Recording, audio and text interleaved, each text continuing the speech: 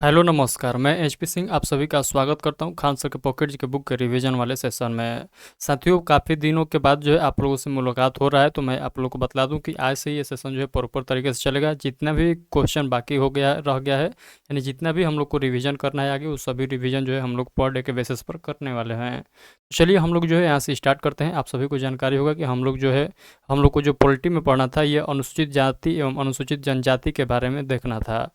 यानी कहने का मतलब कि 1 से लेकर यहाँ पर 24 नंबर पॉइंट तक जो है हम लोग ऑलरेडी देख चुके हैं। यदि आप लोग नहीं देखे होंगे तो इस चैनल पर प्लेलिस्ट के माध्यम से आप लोग को फोल्डर मिल जाएगा, वहाँ पर आप लोग को एक क्लास करके देखने को मिल जाएगा, तो आप लोग रिवीजन कर लीजिएगा।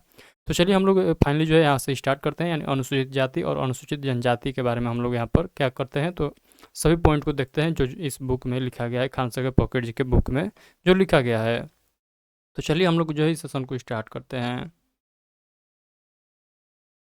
1 मिनट रुकिएगा, तब तक मैं यहाँ पर सेट कर लूँ कर्सर इसका। तो चलिए हम लोग स्टार्ट करते हैं। सबसे पहले पॉइंट देखिएगा, लिखा गया है संविधान के भाग 10 तथा 5वीं अनुसूची अनुसूचित क्षेत्रों तथा जनजाति क्षेत्र से संबंधित है, जबकि 6ठी अनुसूची राज्य असम, मेघालय, त्रिपुरा और मिजोरम के जनजाति प्रशासन से संबंधित है। यहाँ पर यह बतलाया गया है कि जो हमारे संविधान के यानी भारतीय संविधान के जो 5वीं अनुसूची है, उसमें अनुसूचित क्षेत्रों तथा जनजाति क्षेत्रों के से संबंधित प्रावधान है।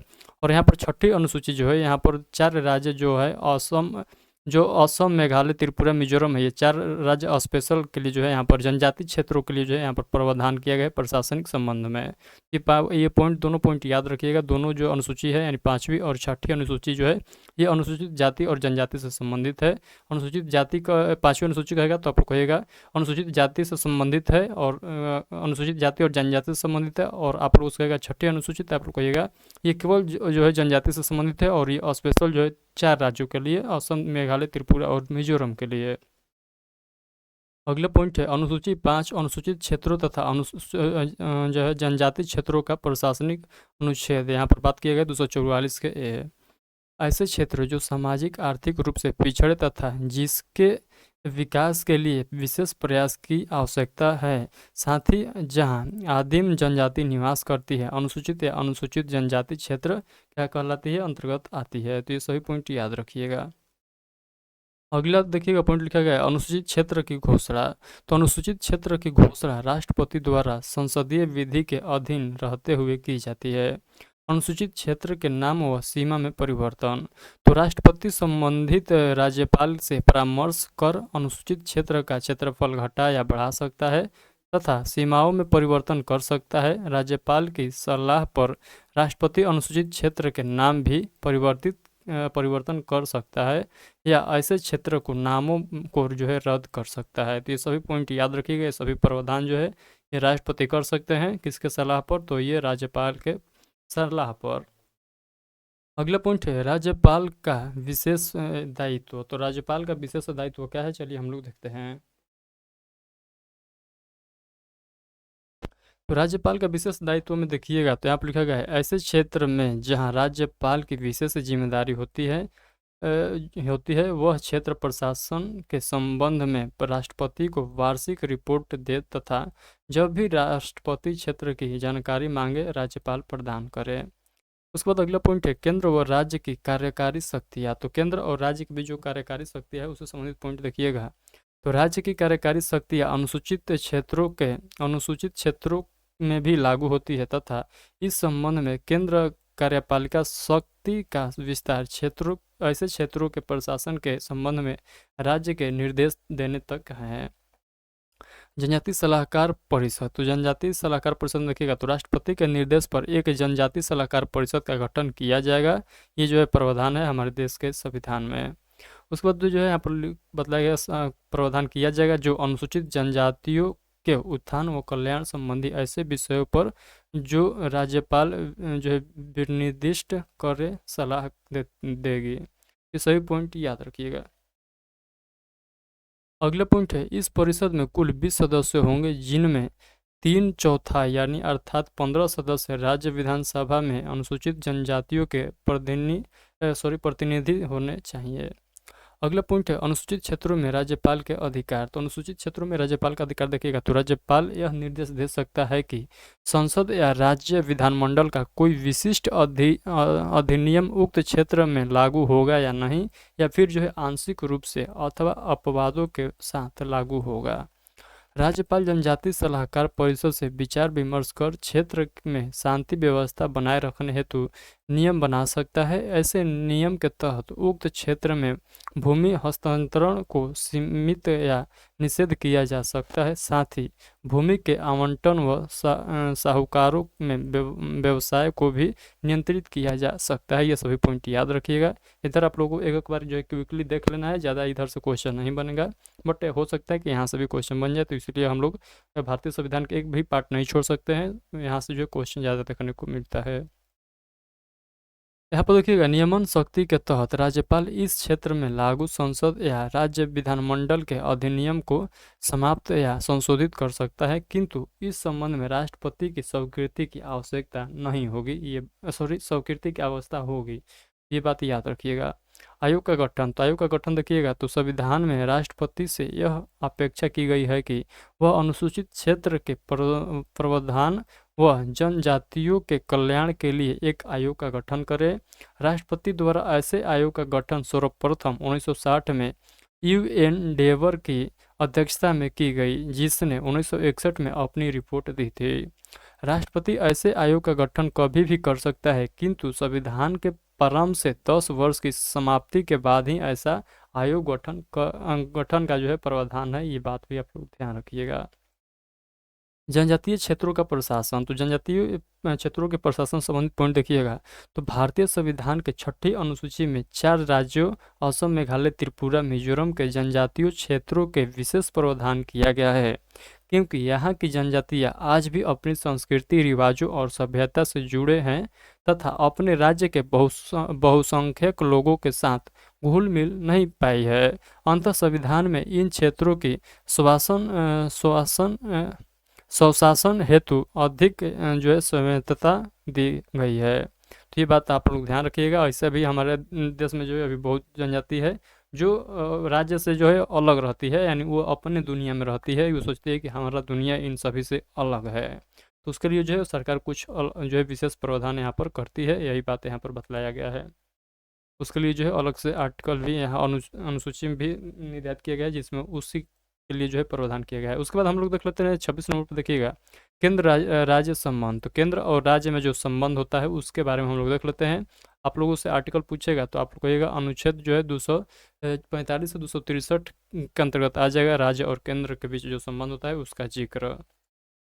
चलिए हम लोग इस पॉइंट को भी देख लेते हैं, क्योंकि ये बहुत ही महत्वपूर्ण है। यहाँ से क्वेश्चन बार बार पूछा जाता है केंद्र और राज्य के जो है बीच के संबंध से संबंधित। तो यहाँ पर देखिएगा बतलाया गया है केंद्र राज्य संबंध, यानी जो है स्टेट और संघ के संबंध के बारे में यहाँ पर बतलाया गया है।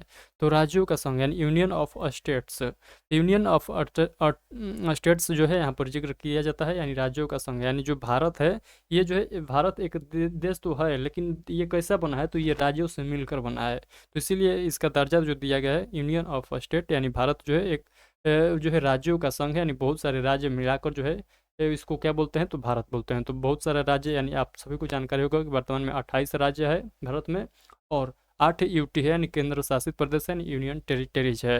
तो ये सभी को मिलाकर जो है इसी को हम लोग भारत बोलते हैं। यही बात यहाँ पर बताया गया है कि यूनियन ऑफ जो है स्टेट्स को ही हम लोग क्या बोलते हैं, भारत बोलते हैं, या भारत को हम लोग यूनियन ऑफ स्टेट्स बोलते हैं। ये बात याद रखिएगा। भारतीय संविधान में कहीं पर भी संघ शब्द का प्रयोग नहीं किया गया है। अनुच्छेद 1 में लिखा है कि India that is Bharat shall be a union of states, अर्थात इंडिया जो कि भारत है राज्यों का संघ होगा। फिर भी भारत में संघीय शासन प्रणाली की व्यवस्था देखने को मिलती है। इसमें वे सभी तत्व विद्यमान हैं जो एक संघीय राज्य में होते हैं। भारत का संविधान अपने स्वरूप में संघीय है, संगठनात्मक शासन प्रणाली की तरह। इसमें समस्त शक्तियाँ जैसे कि विधायी, कार्यकारी और वित्तीय शक्तियाँ केंद्र और राज्यों के मध्य विभाजित हैं। इनके मध्य अधिकतम सहभागिता एवं सहकारिता आवश्यक है। ये सभी पॉइंट याद रखिएगा। मैं जो आप लोगों को एक्सप्लेन कर रहा हूँ, आई होप कि सभी पॉइंट बेहतरीन तरीके से समझ में आता चला जा रहा होगा। क्योंकि यहाँ पर मैं अपने से बेस्ट यहाँ पर दे रहा हूँ आप लोगों को समझाने के लिए। केंद्र राज्य संबंध कनाडा के संविधान से प्रभावित है। तो आप लोगों से डायरेक्ट क्वेश्चन पूछ लेगा, आप लोग बताइए जो केंद्र और राज्य के बीच जो संबंध का प्रक्रिया है हमारे देश के संविधान में, ये कहाँ से हम लोग देखकर अपनाए हैं? तो आप लोग कहिएगा ये कनाडा के जो संविधान है वहाँ से हम लोग ये प्रावधान को अपनाए हैं। कौन सा प्रावधान? तो केंद्र और राज्य के बीच संबंध वाला। समवर्ती सूची ऑस्ट्रेलिया के संविधान से ली गई है, डायरेक्ट याद रखिएगा। समवर्ती सूची का जब भी जिक्र है तो आप लोग कहिएगा ऑस्ट्रेलिया के संविधान से हम लोग अपनाए हैं। भारत में सबसे पहले नेहरू समिति ने संघीय प्रावधानों की बात की। भारत शासन अधिनियम 1935 के द्वारा प्रथम बार संघीय शासन अपनाया गया। संविधान के भाग 11 और 12 में अनुच्छेद 245 से 300 तक केंद्र और राज्य सरकारों के बीच आपसी संबंधों को 3 श्रेणियों में बांटा जा सकता है। वैसे यहाँ पर डायग्राम के माध्यम से समझिएगा। केंद्र राज्य के जो बीच संबंध है इसको आप लोग समझिएगा। सबसे पहले देखिएगा तो यहाँ हो जाएगा विधायी संबंधी भाग, जो हो जाएगा भाग 11 के अंतर्गत आ जाएगा और अनुच्छेद 245 से 255 हो जाएगा। उसके बाद दूसरा यहाँ पर देखिएगा अध्याय आ जाता है प्रशासनिक संबंध, जो भाग 11 के ही अंतर्गत आ जाएगा। अनुच्छेद जो है यहाँ पर 256 से स्टार्ट होगा और 263 तक जो है इसका आता है, यानी प्रशासनिक संबंध ये दर्शाता है केंद्र और राज्य के बीच। उसके बाद वित्तीय जो संबंध दर्शाता है ये भाग 12 के अंतर्गत आ जाएगा और अनुच्छेद 264 से लेकर 300A तक आता है। और अलग से देखिएगा यहाँ पर व्यापार एवं वाणिज्य के संबंध को दर्शाता है, ये भाग 13 के अंतर्गत आता है और अनुच्छेद 301 से लेकर 307 तक आ जाता है। ये चारों जो संबंध है आप लोग ध्यान रखिएगा कि इसका जो है कहाँ से कहाँ तक विस्तार है, यानी केंद्र और राज्य के बीच जो संबंध है, केंद्र और राज्य यानी संघ और राज्य में जो संबंध है, पहला वित्तीय संबंध हो जाएगा, दूसरा जो है प्रशासनिक संबंध, तीसरा जो है वित्तीय संबंध, उसके बाद जो है यहाँ पर वाणिज्य व्यापार एवं वाणिज्यिक संबंध हो जाएगा। तो ये चारों संबंध आप लोग जरूर याद रखिएगा। आइए हम लोग चारों संबंध को जो है पूरा व्याख्या के साथ जो है एक एक पॉइंट को हम लोग बेहतरीन तरीके से रिवीजन करते हैं। तो सबसे पहले हम लोग देखेंगे विधायी संबंध। तो संविधान के भाग 11 यानी पार्ट जो है 11 में अनुच्छेद 245 से 255 तक केंद्र और राज्यों के मध्य विधायी संबंधों का उल्लेख किया गया है। किसी अन्य संघीय संविधान की तरह भारतीय संविधान भी केंद्र व राज्यों के बीच उनके क्षेत्र के हिसाब से विधायी शक्तियों का बंटवारा करता है। आप लोगों से यहाँ पर डायरेक्ट क्वेश्चन पूछ लेगा, बताइए वित्तीय संबंध जो दर्शाता है राज्य और केंद्र के बीच उसका जो है विस्तार कहाँ से कहाँ तक है? तो आप लोग क्या बतलाइएगा? अनुच्छेद 245 से लेकर अनुच्छेद 255 तक उसका विस्तार है, ऐसे याद रखिएगा। अगला पॉइंट है संवैधानिक उपबंध। तो अनुच्छेद 245 संसद द्वारा और राज्यों के विधानमंडलों द्वारा बनाई गई विधियों का विस्तार देखने को मिलता है। अगला जो है अनुच्छेद 246, इसके अंतर्गत याद रखिएगा संसद द्वारा और राज्यों के विधानमंडल द्वारा बनाई गई विधियों का विषय वस्तु।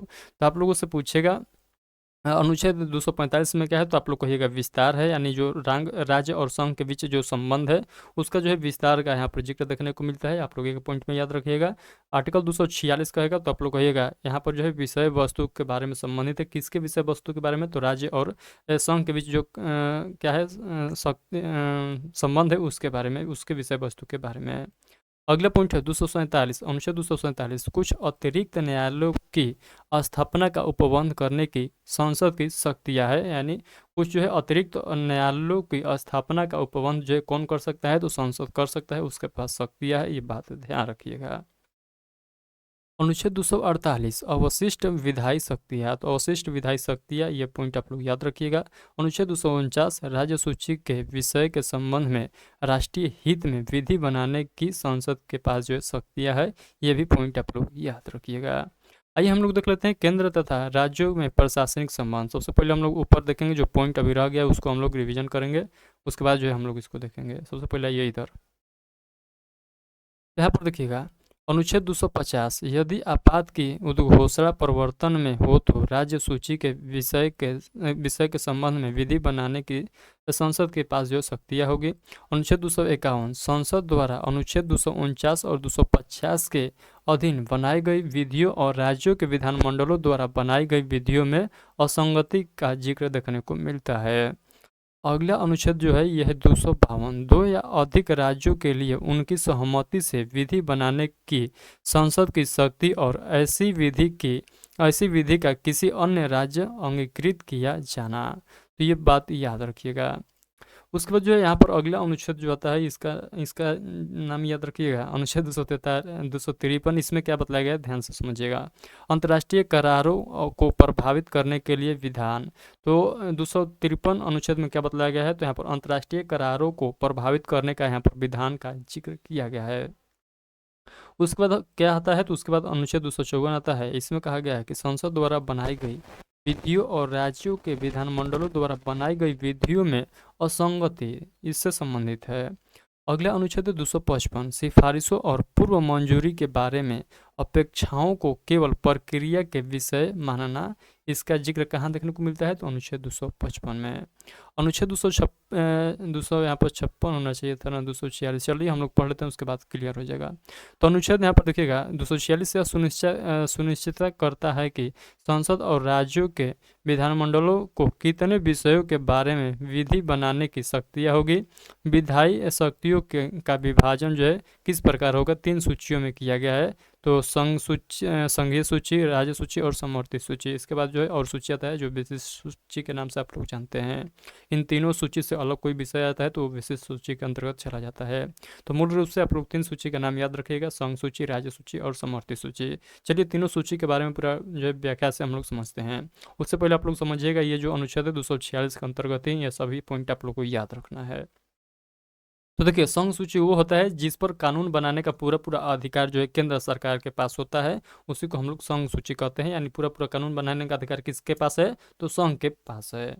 और राज्य सूची होता है कि जो पूरा पूरा जो है कानून बनाने का अधिकार जो है केवल राज्य के पास होता है। जैसे कृषि से संबंधित कानून जो है कौन बना सकता है, तो कौन बना सकता है, तो आप लोग कहिएगा राज्य बना सकता है। उसके बाद आता है समवर्ती सूची। तो समवर्ती सूची ये जो है कैसा होता है, तो इस पर जो है कानून राज्य भी बना सकता है और संघ भी बना सकता है। यानी दोनों मिलकर जो है इस विषय पर कानून बनाते हैं। ये बात आप लोग को ध्यान रखना है। तो समवर्ती सूची का आप लोग कहिएगा एक एग्जाम्पल बता दीजिए। तो समवर्ती सूची का एग्जाम्पल आप लोग बतलाइए क्या हो जाएगा। तो आप लोग कहिएगा शिक्षा। आप लोग कहिएगा शिक्षा, तो जो है केंद्र सरकार का जो है ये है तो नहीं। देखिए शिक्षा का जो है शिक्षा पर जो है विचार और कानून बनाने का अधिकार जो है राज्य के पास भी है और केंद्र के पास भी है। ये पॉइंट आप लोग याद रखिएगा। यहाँ पर संघ सूची का एग्जाम्पल हो जाएगा वन। वन जो आता है ये केंद्र सरकार के अंतर्गत आता है।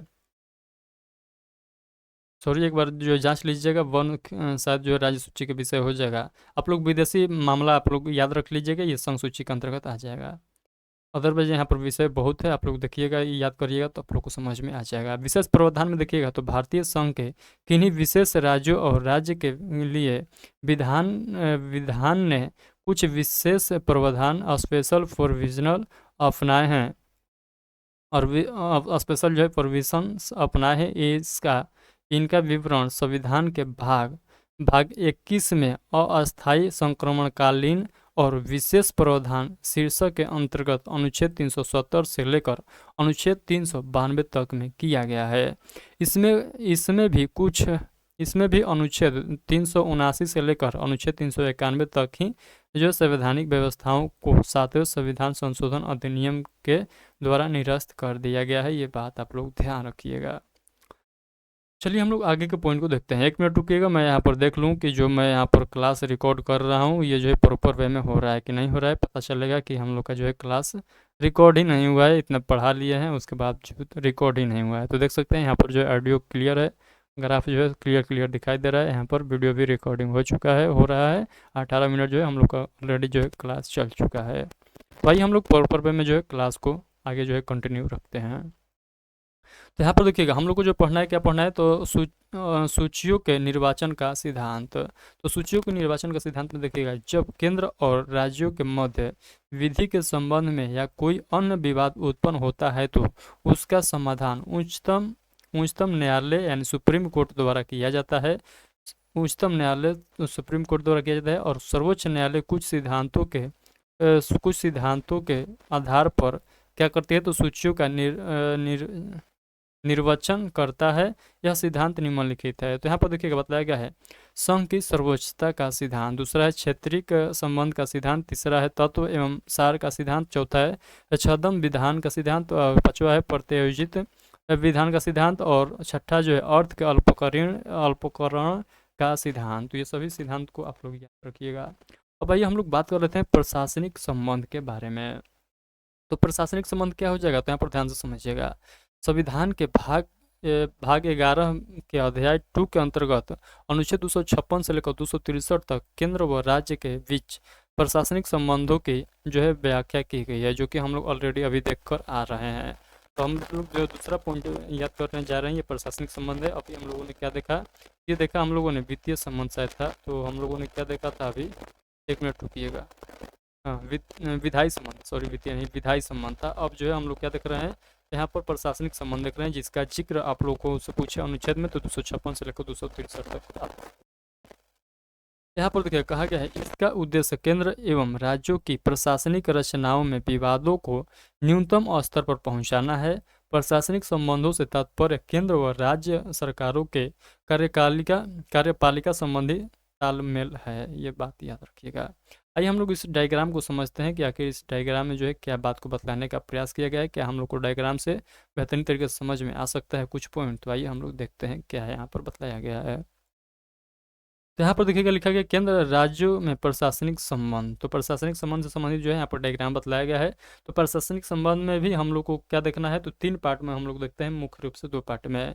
एक हो जाता है सामान्य काल में प्रशासनिक संबंध, और दूसरा होता है आपातकाल की स्थिति में जो है प्रशासनिक संबंध किस प्रकार से कार्य करता है। और उसके बाद जो है और अन्य उपबंध भी है, तो उसको हम लोग यहाँ पर नहीं करेंगे, जिक्र नहीं करेंगे, क्योंकि यहाँ पर नहीं दिया गया है। हम लोग अपने से यहाँ पर कुछ नहीं पढ़ेंगे। चलिए यहाँ पर देखिएगा, सामान्य काल में प्रशासनिक संबंध देखिएगा, जब नॉर्मल रहता है उस समय जो है प्रशासनिक संबंध जो है किस प्रकार से कार्य करता है। तो कार्यकारी शक्तियों का जो है सामान्य बंटवारा किया जाता है। राज्यों के निर्देश देने की केंद्र की शक्ति होती है। कृतियों का आदान प्रदान किया जाता है। अन्य संवैधानिक प्रावधान है और विधानेतर जो है प्रावधान देखने को मिलता है राज्य और जो है संघ के बीच संबंध। और यही जो है आपातकाल की स्थिति जब हमारे देश में आ जाता है, तो उस समय जो है किस प्रकार से यहाँ पर संबंध हो जाता है। तो अनुच्छेद 352 राष्ट्रीय आपात के समय केंद्र राज्य को किसी भी विषय पर निर्देश दे सकता है, ये बात ध्यान रखिएगा। यानी यहाँ पर जो है बदल जाता है, यानी केंद्र का जो है पूरा दबदबा हो जाता है, राज्य को जो है किसी भी विषय पर ज्ञान दे सकता है, निर्देश दे सकता है कि आप ऐसा करिए, जबकि उसका विषय न रहेगा तब पर भी ये जो है निर्देश दे सकता है, ये बात आप लोग ध्यान रखिएगा। अनुच्छेद 356 राज्यों में राष्ट्रपति शासन की स्थिति में राज्य के कार्यकारी विषयों के संबंध में निर्देश दे सकता है, या कार्यकारी शक्ति राष्ट्रपति स्वयं जो है ग्रहण कर सकता है। यहाँ पर यह बताया गया है कि यदि किसी राज्य में राष्ट्रपति शासन लगता है, तो उस स्थिति में जो है पूरा जो है कारोबार राष्ट्रपति के हाथ में चला जाता है, और जो भी वहाँ पर निर्णय लिया जाएगा वो राष्ट्रपति के द्वारा लिया जाएगा। ये बात यहाँ पर स्पष्ट तरीके से बताया गया है। और यहाँ पर देखिएगा वित्तीय आपातकाल अनुच्छेद 360, इस स्थिति में केंद्र सरकार राष्ट्रपति द्वारा वित्त के संबंध में निर्देश आदेश दे सकता है। तो ये भी बात आप लोग याद रखिएगा। यानी राज्य का जो है सब भी आपातकालीन स्थिति में जो है राज्य कुछ नहीं कर सकता है, कुछ हस्तक्षेप नहीं कर सकता है। कोई भी प्रावधान लाएगा तो केंद्र ही लाएगा, यानी संघ ही लाएगा। ये बात आप लोग को देखना है। चलिए आगे के पॉइंट को हम लोग समझते हैं। यहाँ पर देखिएगा अन्य उपबंध में देख लेते हैं, जैसे कि 2 अभी हम लोग देखें, एक नॉर्मल जो है वे में देखें, और एक जो है आपातकाल की स्थिति में देखें, और तीसरा जो है अन्य उपबंध देखिएगा। अनुच्छेद 355 में केंद्र के 2 कर्तव्य है। पहला, बाहरी आक्रमण एवं आंतरिक अशांति की स्थिति में केंद्र प्रत्येक राज्य की रक्षा करेगा।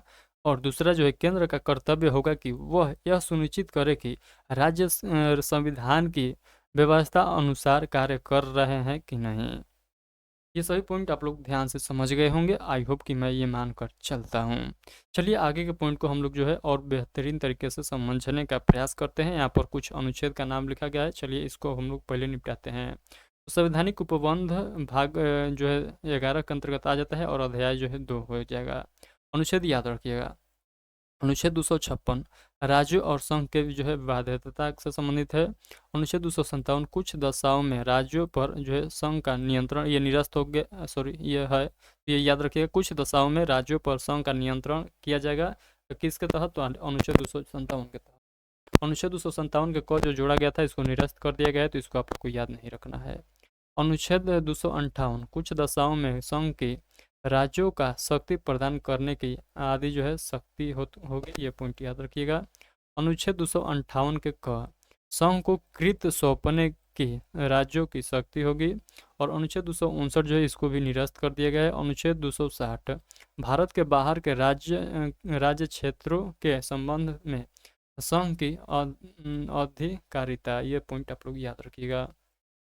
अनुच्छेद 261, तो अनुच्छेद 261 में कहा गया है सार्वजनिक कार्य, अभिलेख और न्यायिक कार्यवाहियाँ। तो ये सभी पॉइंट आप लोग को ध्यान रखना है। अब आइए हम लोग जो है जल संबंधी विवाद को देख लेते हैं। तो जल संबंधी जो विवाद चलता है वो अनुच्छेद 262 के अंतर्गत आ जाएगा। अंतर्राज्यीय नदियों या नदी दोनों के जल संबंधी विवादों का न्याय जो है निर्णयन होगा। तो यहाँ पर जो है ये बात बतलाया गया है, यानी जल संबंधी जो विवाद होता है दो राज्यों के बीच, तीन राज्यों के बीच, उसका जो है निदान जो है किसके तहत किया जाएगा, तो आप लोग ये अनुच्छेद 262 के तहत किया जाएगा। आप लोग देखे होंगे कि कभी जो है केरल और तमिलनाडु में जो है जल विवाद को लेकर जो है देखने को मिलते हैं, यानी जल का विवाद देखने को मिलता है। नदियों के जल के विवाद हम लोग देखते हैं अक्सर। आप लोग अक्सर सुने होंगे कि इसके राज्य के बीच जो है नदियों का विवाद चल रहा है, जल का विवाद चल रहा है। आइए हम लोग आगे के पॉइंट को देखते हैं, राज्य के बीच समन्वय। तो राज्य के बीच जो समन्वय है इसका देखिएगा, तो अनुच्छेद 263 अंतर्राज्यीय परिषद के संबंध में उपबंध। यहाँ पर निम्न तरीकों के द्वारा केंद्र राज्यों पर नियंत्रण रख सकता है। पहला जो है राज्यों द्वारा कार्यकारी शक्तियों के प्रयोग करने का दायित्व। तो केंद्र सरकार को यह सुनिश्चित करने के लिए निर्देश दे सकता है कि राज्य सरकार संविधान के उपबंधों के अनुसार चल रही है। अगला पॉइंट है यहाँ पर देखिएगा, लिखा गया अनुच्छेद 256, इसके अंतर्गत जो है केंद्र राज्यों को निर्देश दे सकता है कि वे संसद द्वारा बनाई गई विधियों का अनुपालन सुनिश्चित करें। यहाँ पर देखिएगा, यहाँ पर ये जो बात है अभी हम लोग देख कर आए हैं ऊपर में, कि केंद्र राज्य सरकार को यह सुनिश्चित करने का निर्देश दे सकता है कि राज्य सरकार संविधान के उपबंध के अनुसार चल रही है कि नहीं। ये प्रावधान कहाँ है, तो आप लोग को अनुच्छेद 355 के अंतर्गत देखने को मिलता है। उसके बाद जो है अनुच्छेद 256 आप लोग समझ चुके हैं। अब आइए आगे के पॉइंट को समझते हैं। संविधान में राज्य की कार्यकारी शक्तियों पर दो प्रकार के प्रतिबंध है। पहला जो है राज्य का यह दायित्व है कि वह अपनी कार्यकारी शक्तियों का प्रयोग इस प्रकार करे कि संसद द्वारा निर्मित कानून का अतिक्रमण न हो। दूसरा यहाँ पर जो प्रावधान है, यहाँ पर देखिएगा, राज्यों का यह दायित्व है कि वह केंद्र की कार्यपालिका शक्ति को बाधित न करे।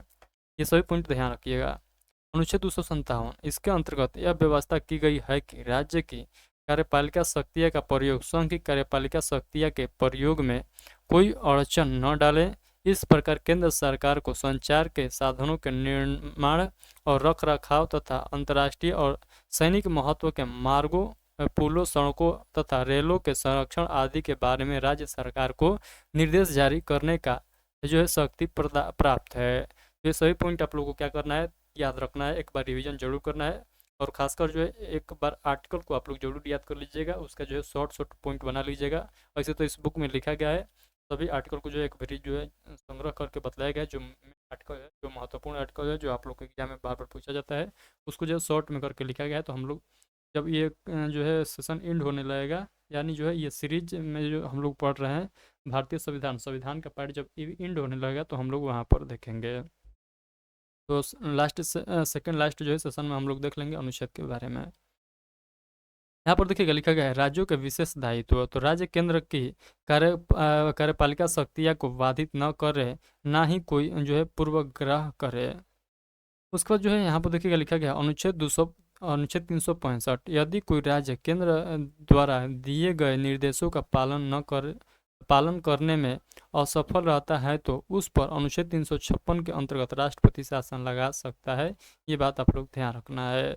यानी आप सभी लोग जानते हैं कि आर्टिकल जो 356 है, आर्टिकल 365, यहाँ पर 356 और यहाँ पर 365। तो आर्टिकल 356 क्या कहता है, यहाँ पर जो है आप लोग सुधार कर लीजिएगा। आर्टिकल ये 300 क्या हो जाएगा, 56 हो जाएगा, 65 नहीं 356 हो जाएगा। 5 और 6 जो है चेंज कर लीजिएगा, यहाँ पर गलती लिखा गया, बुक में मिस प्रिंट हो गया है, एक बार सुधार लेंगे। तो अनुच्छेद 356 में कहा गया है कि यदि कोई राज्य जो है केंद्र द्वारा दिए गए निर्देशों का पालन नहीं करता है, यानी पालन करने में असफल हो जाता है, तो उस पर जो है राष्ट्रपति का शासन लगा दिया जाएगा। यानी मान लिया जाएगा कि यहाँ का जो है एक कानून व्यवस्था ठप चल रहा है, इसीलिए वहाँ पर राष्ट्रपति शासन लगा दिया जाएगा आर्टिकल 356 के तहत, और वहाँ का कंट्रोल जो है सीधे सीधे केंद्र सरकार के पास हो जाएगा, यानी राष्ट्रपति के जो है हाथों में निहित हो जाएगा। ये बात ध्यान रखिएगा। और राष्ट्रपति जो है एक जो है वहाँ के लिए राज्यपाल भेज सकता है, यानी वहाँ के कार्यभार संभालने के लिए। ये बात आप लोग को है। अगला पॉइंट यहाँ पर देखिएगा, केंद्र द्वारा राज्यों को निर्देश। तो संचार के साधनों को बनाए रखने एवं उनकी देखभाल करें, राज्य में रेलवे संपत्ति की रक्षा करें, अनुसूचित जनजाति के लिए योजनाएं बनाएं व लागू करें, प्राथमिक स्तर पर भाषाई अल्पसंख्यक बच्चों को मातृभाषा में शिक्षा की व्यवस्था दें, संघ के अधीन आने वाली किसी विषय का राज्यों को प्रत्योजन करें। ये जो है केंद्र के द्वारा जो है निर्देश दिया जाता है सभी राज्यों को, तो ये बात आप लोग को ध्यान रखना है। अनुच्छेद 258 के फर्स्ट यानी क या ए कह सकते हैं, तो अनुच्छेद 258 के ए में देखिएगा, तो राष्ट्रपति राज्य की सहमति से केंद्र के किसी कार्यकारी कार्य को उसे सौंप सकता है, बशर्ते यह बिना शर्त के जो का लिखा सॉरी, यहाँ पर जो कुछ बतलाने का प्रयास किया गया है, बट हमसे जो है ये समझ में नहीं आ रहा है। चलिए हम लोग इसको होल्ड करते हैं।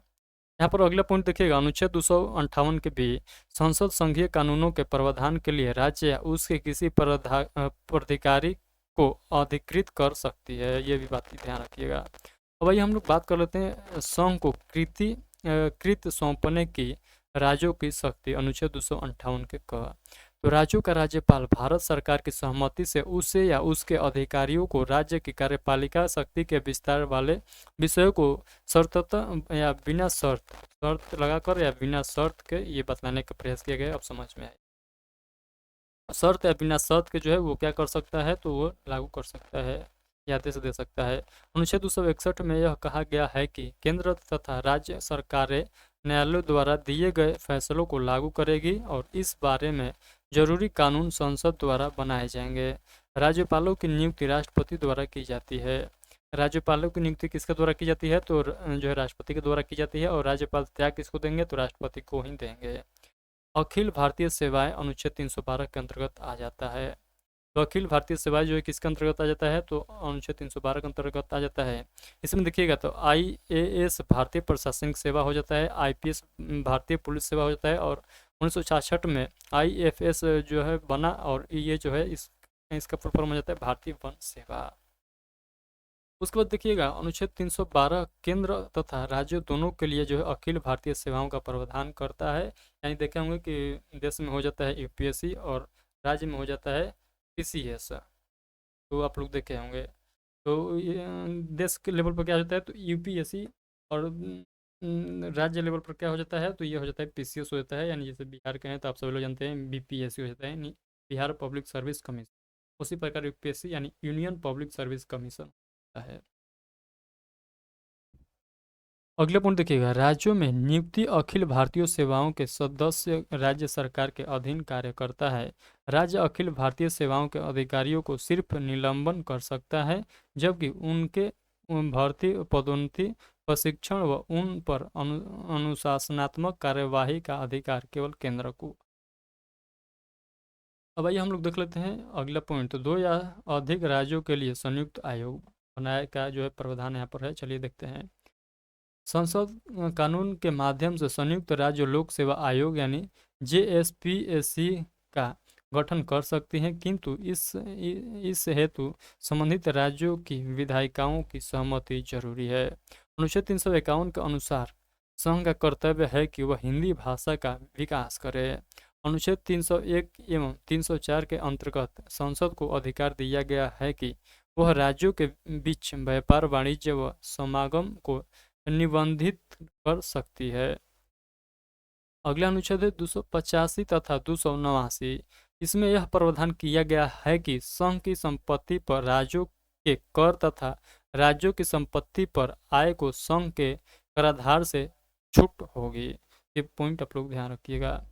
उसके बाद बतलाया गया जल संबंधी विवाद। तो जल संबंधी विवाद का जो है निपटारा आप लोग ऑलरेडी देख चुके हैं, अनुच्छेद 262 के तहत किया जाता है।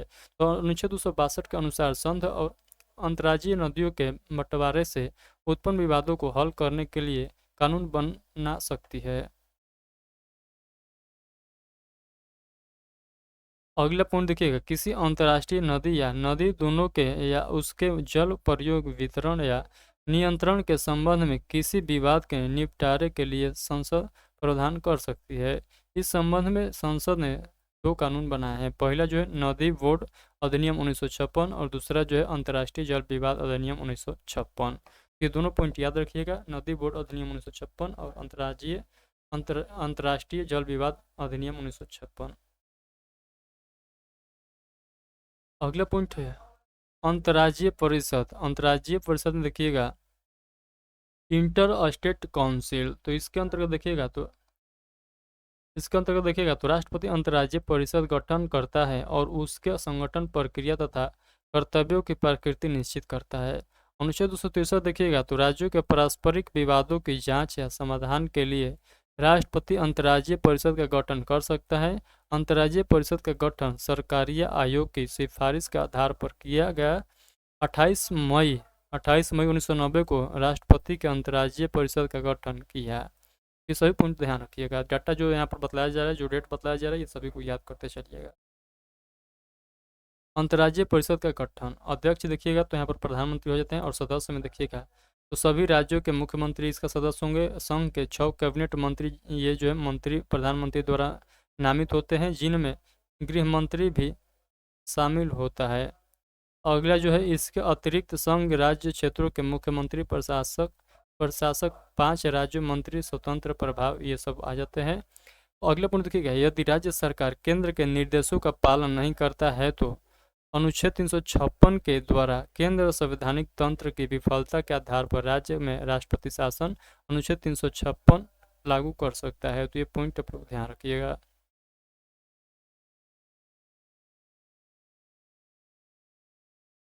अगला पॉइंट देखिएगा वित्तीय संबंध। तो वित्तीय संबंध में देखिएगा तो संविधान के भाग 12 में अनुच्छेद 264 से 301 तक केंद्र व राज्य के मध्य वित्तीय संबंधों का वर्णन किया गया है। चलिए हम लोग आगे के पॉइंट को देखते हैं।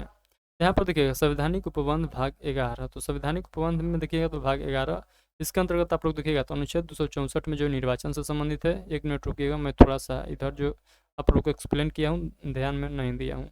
वित्तीय संबंध का जिक्र किया गया, तो चलिए वित्तीय संबंध के बारे में हम लोग यहाँ पर पढ़ते हैं।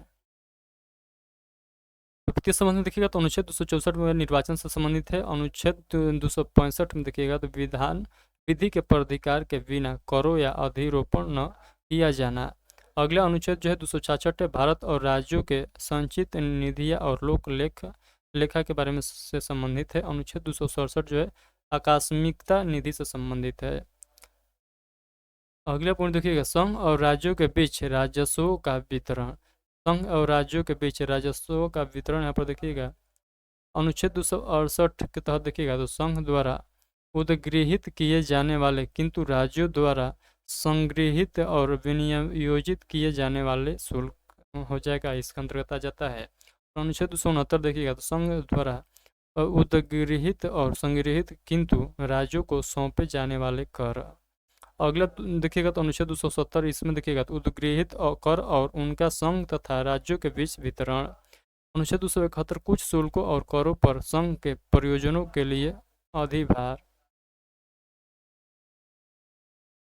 अनुच्छेद 272 देखिएगा तो यहाँ पर कहा गया है कि कर जो संघ द्वारा उद्गृहित और संग्रहित किए जाते हैं तथा जो संघ और राज्यों के बीच वितरित किए जा सकेंगे, वर्तमान में ये जो है निरस्त हो गया है, तो इसको नोट याद रखिएगा।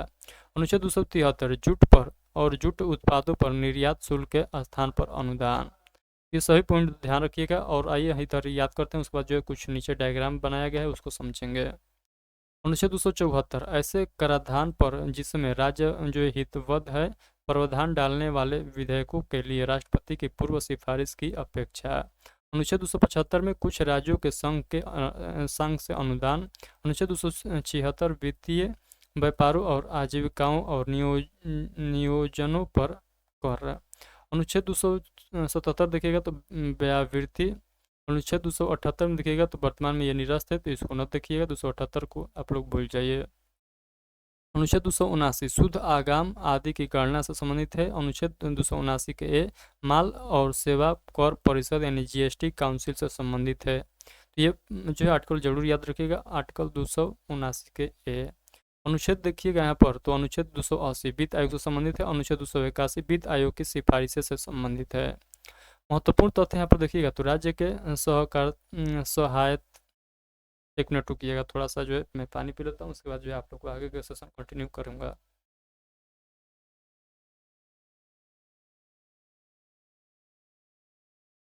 एक बार जो है सभी लोग अपने से पढ़िए, मैं एक बार थोड़ा सा इसको जूम आउट करके देख लेता हूँ कि अभी हम लोग जो है आज के सेशन में कहाँ तक ये जो चैप्टर बहुत लंबा जाने वाला है, तो इसको हम लोग जो है 2 पार्ट में डिवाइड करके पढ़ेंगे, क्योंकि आज के सेशन में पॉसिबल नहीं है कि पूरा जो है केंद्र शासित प्रदेश तक जो है हम लोग कंप्लीट कर पाएँ। 26 नंबर के जो यहाँ पर जो है पॉइंट था, यानी चैप्टर था, ये बहुत ज़्यादा लंबा हो चुका है, तो हम लोग 2 पार्ट में पढ़ेंगे।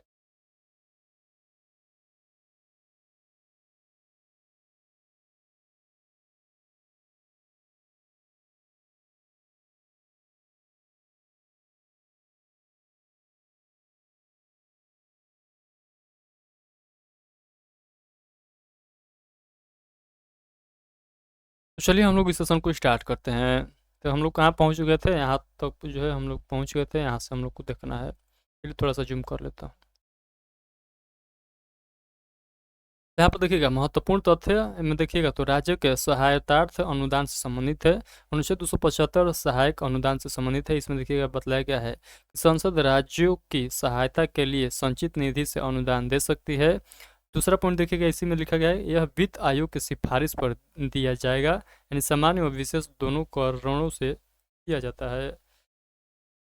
अगला पॉइंट देखिएगा, अनुच्छेद 282 विवेकाधीन अनुदान से संबंधित है। इसमें पहला पॉइंट देखिएगा तो संघ तथा राज्य दोनों ही किसी लोक प्रयोजन के लिए अनुदान आवंटित कर सकता है। यह केंद्र का विवेधा विवेकाधीन अधिकार है, ये बात याद रखिए। आइए हम लोग आगे के पॉइंट को देखते हैं। यहाँ पर जो है यहाँ पर डायग्राम बनाया गया है, इसको हम लोग समझने का प्रयास करते हैं। समझिएगा, यहाँ पर देखिएगा लिखा गया है वित्त संपत्ति संविदाय और वाद अर्थात वित्तीय संबंध। तो यहाँ पर देखिएगा भाग 12 के अंतर्गत आप लोग को क्या क्या पढ़ना होगा, आप लोग देखिएगा यहाँ पर जो यहाँ पर डायग्राम के माध्यम से समझाया गया है। तो भाग 12 के अंतर्गत अध्याय फर्स्ट में देखिएगा तो वित्त से संबंधित प्रावधान हम लोग देखेंगे, यानी वित्त में देखिएगा तो साधारण देखेंगे। उसके बाद जो संघ और राज्यों के बीच राजस्व का विवरण देखेंगे और प्रकीर्णन विधि विधेय उपबंधों के बारे में देखेंगे। और अध्याय 2 में देखिएगा तो उधार लेना देना संबंधित है, सॉरी उधार लेना संबंधित है, और अनुच्छेद आप लोग देखते चलिएगा। और अध्याय 3 में देखिएगा तो संपत्ति संविदाय अधिकार दायित्व बाधाएं और वाद से संबंधित है। अध्याय 4 में देखिएगा तो संपत्ति का अधिकार से संबंधित है, जिसे 44वें संविधान संशोधन द्वारा जो है यहाँ पर लाकर जोड़ दिया गया, जबकि ये जो है यहाँ का पार्ट नहीं था। ये कहाँ का पार्ट था, तो ये मूल अधिकार का पार्ट था, यानी मौलिक जो है अधिकार का ये पार्ट था। चलिए हम लोग अनुच्छेद को जो है एक एक करके यहाँ पर देखने का प्रयास करते हैं।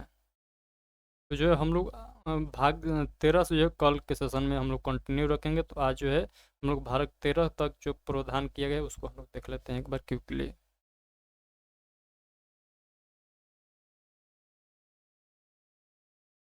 यहाँ पर देखिएगा लिखा गया है अनुच्छेद 282। सबसे पहले हम लोग अभी पढ़ने जा रहे हैं प्रकीर्णन वित्तीय उपबंध से संबंधित पॉइंट। तो अनुच्छेद 282 में देखिएगा संघ या राज्य द्वारा अपने राजस्व में किए जाने वाले व्यय से संबंधित है। अनुच्छेद 283 संचित निधियों आकस्मिकता विधियों सॉरी आकस्मिकता निधियों और लोक लेखाओं में जमा धनराशियों की अभिरक्षा से संबंधित है। अनुच्छेद 284 देखिएगा तो लोक सेवकों और न्यायालय द्वारा प्राप्त वादकर्ताओं की जमा राशियों और अन्य धनराशियों की अभिरक्षा अभिरक्षा है। और अनुच्छेद 285 देखिएगा तो संघ की संपत्ति को राज्य के कराधान से छूट देना। उसके बाद जो अनुच्छेद 286 में देखिएगा तो माल के क्रय या विक्रय पर कर के अधिरोपण के बारे में निर्वहन करता है। अनुच्छेद 287 देखिएगा तो विद्युत पर करों से छूट से संबंधित है। अनुच्छेद 288 देखिएगा तो जल या विद्युत के संबंध में राज्यों द्वारा कराधान से छूट कुछ दशाओं में छूट का प्रावधान है। अनुच्छेद 289 में देखिएगा तो राज्यों की संपत्ति और आय को संघ के कराधान से छूट का प्रावधान है। अनुच्छेद 290 देखिएगा तो कुछ व्ययों और पेंशनों से के संबंध में समायोजन से संबंधित है। अनुच्छेद 290 के क देखिएगा तो कुछ जो है देवस्थम निधियों को वार्षिक समुदाय से संबंधित है। और अनुच्छेद 251 निरस्त है, वर्तमान में ये समाप्त हो चुका है। चलिए आगे के पॉइंट को देखते हैं। अगला अध्याय 3 के अंतर्गत देखिएगा तो संपत्ति संविदाय अधिकार दायित्व बाधाएं और वाद से संबंधित है। अनुच्छेद 294 कुछ दशाओं में संपत्ति अस्तित्व अधिकारों दायित्वों और बाधाओं का उन जो है उत्तराधिकार से संबंधित है। अनुच्छेद 295 अन्य दशाओं में संपत्ति अस्तित्वों और अधिकारों, दायित्व और बाधाओं का उत्तराधिकार से संबंधित है। उसका जो है अनुच्छेद 296 राज्यगामी या व्यापक या स्वामी विहीन होने से पूर्वभूत संपत्ति से संबंधित है। अनुच्छेद 297 राज्य क्षेत्रीय सागर खंड या महाद्वीप में मग्नतट भूमि में स्थित मूल्यवान चीजों और अन्य आर्थिक क्षेत्रों के संपत्तियों स्रोतों का संघ में निहित होना, ये जो है प्रावधान 297 आर्टिकल में है। अनुच्छेद 298 में व्यवहार करने की आदि शक्ति से संबंधित है। अनुच्छेद 299 संविधान से संबंधित है। अनुच्छेद 300 बात और जो है कार्यवाही से संबंधित है। आई होप कितना पॉइंट आप लोगों को समझ में आ चुका है। अब आइए हम लोग बात कर रहे थे अध्याय 4 जो है यहाँ पर संपत्ति का अधिकार से संबंधित है। यहाँ पर देखिएगा अनुच्छेद 300 कह विधि के प्राधिकार के बिना शक्तियों को जो है संपत्ति से वंचित न किया जाना। 44वें संविधान संशोधन 1978 के द्वारा इसको जोड़ा गया, ये बात याद रखिएगा। ये क्या था इसमें तो आप लोग ध्यान से समझिएगा, जहाँ तक मेरे को पता है वही मैं आप लोग को बतलाऊंगा, ध्यान से समझिएगा। देखिए अनुच्छेद 300 जो क है ये जो है पहले पार्ट हुआ करता था मौलिक अधिकार का, तो उसे जो है इसको तो हटाकर जो है यहाँ पर ला दिया गया 44वें संविधान संशोधन 1978 के तहत। तो पहले यही क्वेश्चन पूछ लेता है कि बताइए जो हमारे जो है संपत्ति का अधिकार था, जो मौलिक अधिकार में संपत्ति का एक अधिकार था, इसको कब जो है हटाया गया मौलिक अधिकार से। तो आप लोग ये 74वें संविधान संशोधन 1978 के द्वारा हटाया गया था। ये क्वेश्चन डायरेक्ट पूछ लो। अब ये समझते हैं इसके बारे में। तो देखिए ये जो मौलिक अधिकार है, सॉरी ये जो संपत्ति का अधिकार है, मौलिक अधिकार के अंतर्गत जो संपत्ति का अधिकार है, इसमें ये प्रावधान था पहले कि यदि आपका वो संपत्ति है, मान लीजिए कोई जमीन है, तो उसका मालिक जो है केवल आप है। आपके आगे जो है सरकार भी झुकेगी। आप चाहें तो जो है अपना संपत्ति सरकार को देंगे, ना चाहें तो नहीं देंगे। उसके लिए सरकार जो है आपका बाल बाका नहीं कर सकती थी। कब? जब ये जो है 44वें संविधान संशोधन से पहले का बात है। आई होप कितना पॉइंट आप लोगों को समझ में आया है। तो आखिर यहाँ पर दिक्कत किस बात को लेकर आ गया? तो दिक्कत इस बात को लेकर आया, आप सभी लोग जानते हैं कि जो है एनएच बनवाना होगा, यानी नेशनल हाईवे बनवाना होगा, कोई दो जो है बड़े नगरों को जोड़ना होगा, तो उसके लिए जो है सोझ मार्ग की आवश्यकता होगी, तभी जो है ट्रांसपोर्टिंग में जो है कम समय लगेगा। पहले क्या होता था कि यहाँ पर जो संपत्ति का अधिकार है, यहाँ पर तो बहुत लोग का जमीन पड़ेगा नहीं। मान लीजिए एक हाईवे डालना है, तो वहाँ पर तो कोई लाखों आदमी का जो है वहाँ पर संपत्ति देखने को मिलेगा। उसमें से बहुत ऐसे थे कि जो राजी हो जाते थे कि नहीं हमारा ज़मीन ले लीजिए, हम देने के लिए तैयार हैं। और उसमें से ऐसे बहुत लोग हैं कि बोलते थे कि ये हमारा जो है मौलिक अधिकार है, इसको हम नहीं देंगे, हमारा मन करेगा तो देंगे, हमारा मन करेगा तो नहीं देंगे। तो उस कंडीशन में सरकार को आने लगी प्रॉब्लम। प्रॉब्लम क्या आई कि जो रोड सोच बनाना था वो अब जिलेबिया मोड़ बनने लगा था। यानी कोई व्यक्ति कह रहा था हम देंगे, तो कोई कह रहा था नहीं देंगे, नहीं देंगे, तो अब उसको मुड़ाना पड़ रहा था। इन सभी को देखते हुए बहुत ज़्यादा जो है प्रॉब्लम आ रही थी। मान लीजिए कोई सरकार जो है कोई फैक्ट्री लगाना चाहती है, तो वहाँ पर भी बाधाएं देखने को मिल रहा था। कोई सरकार योजना ला रही थी, तो इसके वजह से जो है योजना पास नहीं हो पा रहा था, यानी ज़मीन ही नहीं मिल रहा था। तो इन सभी को देखते हुए जो है यहाँ पर जो है संसद में ये डिसीजन लाया गया, वहाँ पर एक बिल पेश किया गया।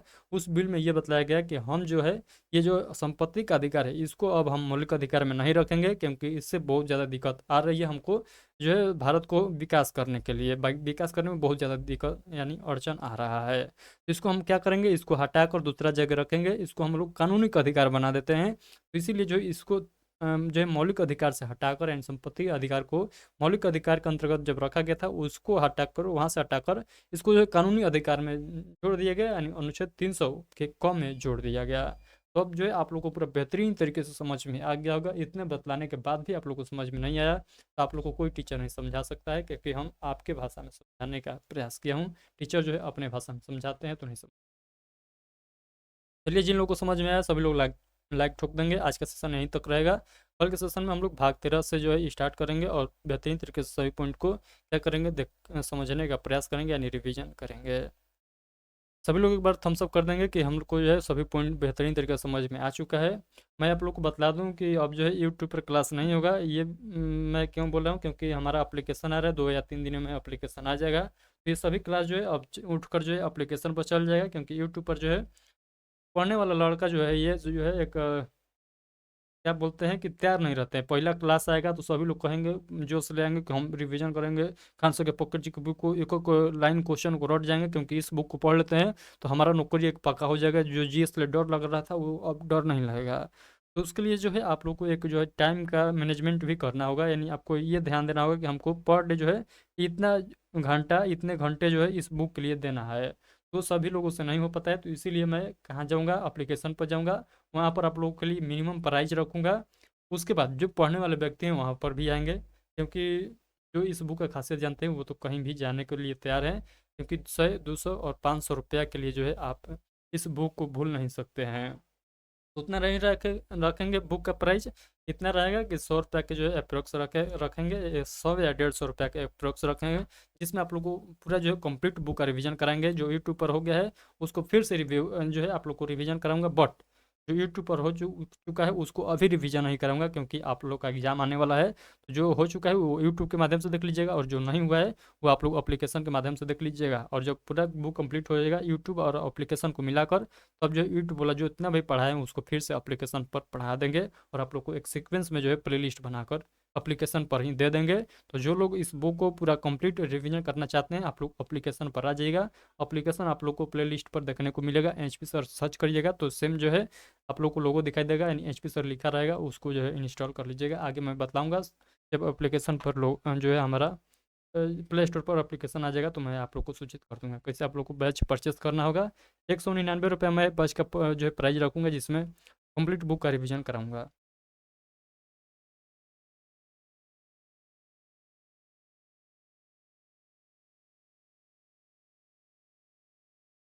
चलिए बहुत बहुत धन्यवाद, मिलते हैं कल के सेशन में। जितना मैं पढ़ाया हूँ सभी को रिवीजन कर लीजिएगा, इसका पीडीएफ भी आप लोग को एप्लीकेशन पर ही देखने को मिलेगा, तो 2 दिन बाद जो है आप लोग कंप्लीट बुक का पीडीएफ डाउनलोड कर सकते हैं। चलिए बहुत बहुत धन्यवाद, मिलते हैं कल के सेशन में।